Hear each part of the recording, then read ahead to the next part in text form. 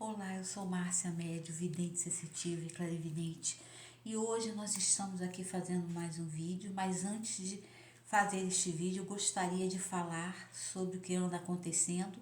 Então caiu um avião, conforme havia visto no vídeo anterior, no norte, mas não foi o norte, foi Mato Grosso, e nós teremos, conforme havia visto, atentados vindo por aí, não deixando de dizer o que está acontecendo, né?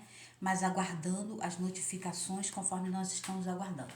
Então eu vim falar hoje sobre uma temática importante que também tem a ver, e venho falar da previsão, que teremos acidentes automobilísticos ao norte, perto de prédios, tá? Com relação a prédios, e também naufrágios fortes, com terremoto no oceano, área norte que vem vindo, que vai trazer abalos sísmicos, tá, gente?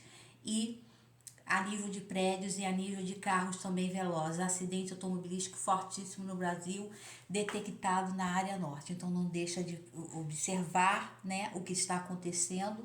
E eu venho falar sobre a temática de hoje, que é a temática de Paulo, né, da cabala da ciência. Então nós podemos entender que a ciência avançou muito e a neuroplasticidade do cérebro inclui muitas outras visões, inclusive não a quantidade de neurônios, mas a qualidade desses neurônios.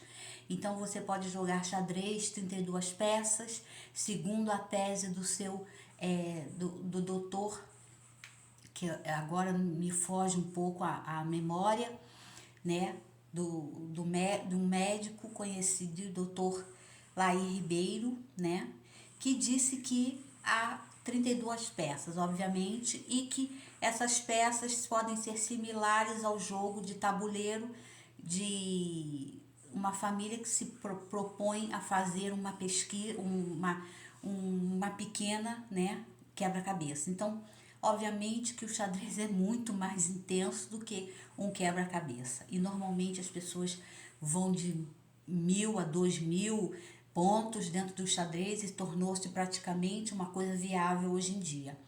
Mas a quantidade do cérebro, elasticidade do cérebro, isso nós podemos entender também com os cabalistas, Schumann, que foi um grande cabalista, o rabino Schumann, onde iniciou todo esse processo da interpretação do Torá judaico, que eu estou falando, do Meir, que também, do rabino, que ninguém sabe de onde veio nem de onde foi, mas que salvou sua cunhada, entre aspas, com uma vida um tanto promíscua, e veio a ser revelado dentro do judaísmo nessa questão.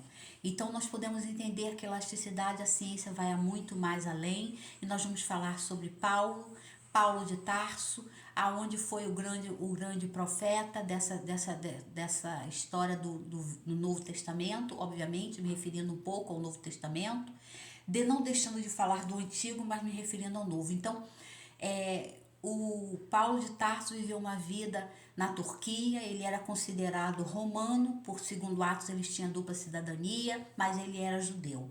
E ele, por muitas terras, ele absorveu aquele conhecimento todo, foi para o Sinédrio e lá ele começou a pregar. Ele era um juiz, praticamente, das leis de Moisés, como hoje. Era um homem altamente inteligente, perseguiu Saulo, perseguiu Estevão até a morte, até apedrejar, e ele cuidava e foi direcionado para Jerusalém para cuidar dessa batata quente que era julgar as pessoas do cristianismo. E Saulo perseguiu milhares e milhares de cristãos, até que um dia em Damasco, cansado, e depois de ter sido, segundo a lei de Moisés, depois de Estevão ter sido apedrejado até a morte, Saulo então vai no deserto e encontra-se uma voz que todos ouviram.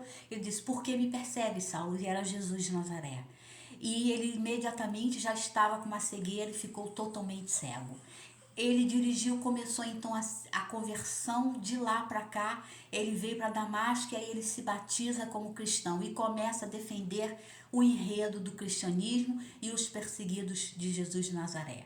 Segundo consta, eram pessoas muito humildes daquela região. Então, o Saulo já não era mais o Paulo, mas sim o Saulo. E aí ele vai para Antíoco e começa com Barnabé e Timóteo, que vem da linha anterior, onde não foi escrito nos manuscritos, mas foi encontrado na de Ramade. E ele retrata isso. Saulo não podia enxergar, então redigiam contratos para ele. Um escrivão particular, que podia ser Lucas, com o nome Lucas, escrevia as epístolas para ele, magníficas. Ele foi para a Turquia, ele foi para diversos coríntios, também na Grécia, onde ele fez as maravilhosas preces ao divino. Se eu falasse a linguagem dos anjos, sem amor eu nada seria.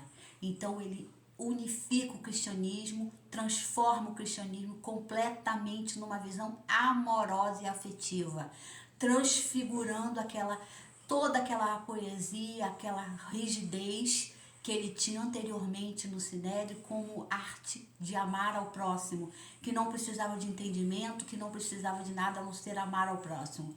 E ele prega essa epístola toda de Jesus de Nazaré, junto com Barnabé. E ainda fala da linguagem dos anjos. Ele era um tecelão, vinha de uma família que fazia barracas, e ele promove na Grécia, junto com Áquila e Timóteo e outros grandes tecelões também, começa a viver, ele vivia do sustento dele, mas à noite ele pregava.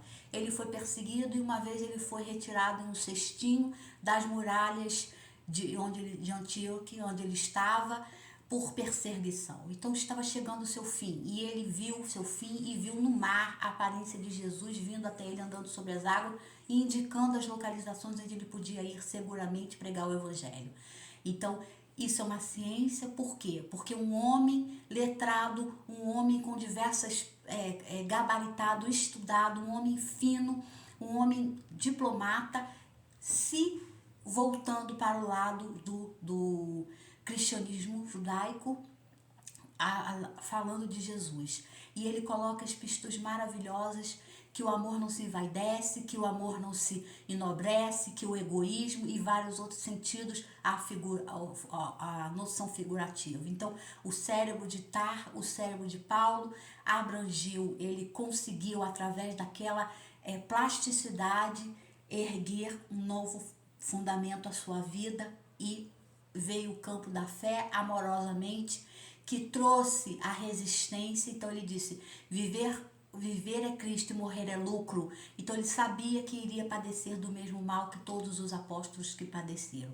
Ele não conheceu Jesus Cristo, ele ia em reuniões com Pedro, em reuniões com outros discípulos, para poder sentir quem era Jesus Cristo. E através de uma linguagem uma linguagem de ensinamentos litúrgica, uma linguagem até de juízes e de sábios entendidos, ele conseguiu exprimir o amor de Jesus Cristo e passar adiante essa mensagem importante, porque ele era um homem importante. Então ele trouxe uma notoriedade ao cristianismo muito grande, trazendo assim a ciência. E a ciência hoje está nisso. Nós estamos falando de Biná, nós estamos falando da mãe, nós estamos falando de Gimel, que é no alfabeto hebraico, do judaísmo. Estamos falando da casa da inteligência, da ação. Então ele colocou a ação, as peças do jogo de xadrez, aonde ele tinha que ir para os lugares ideais para não ser pego e morto. E isso foi o caminho ideal, a inteligência, porque ele tinha que ser amoroso, falar a palavra com amor, sabendo que ali no meio daquele povo todo tinha pessoas que talvez não fossem cristãos e estavam querendo sua cabeça. Mas mesmo assim, ele se entregou e se doou, completamente curado da cegueira. Ele se joga no corpo de Jesus, ele se joga na performance de Jesus Cristo e passa a sua brilhante mensagem. Essa é a definição. E tem outros cabalistas, como Shomo, como o Ravi Akiviran, não me recordo muito, e outros tantos, que o Rabá também, muito famoso, sultão, aonde ele viveu e teve uma vida que buscou o entendimento, com muita riqueza, mas ele larga tudo e vai buscar o entendimento. Gente com 40 anos falando maravilhosamente o Torá, interpretando a nível da Cabala também o Torá. São todos cabalistas, importantes, descrição. Então, Razi o segredo, ministério, mistério, está incutido dentro dessa fração. Obrigada, sou Márcia Médio, vidente sensitiva e clarividente. Não deixa de acompanhar a gente.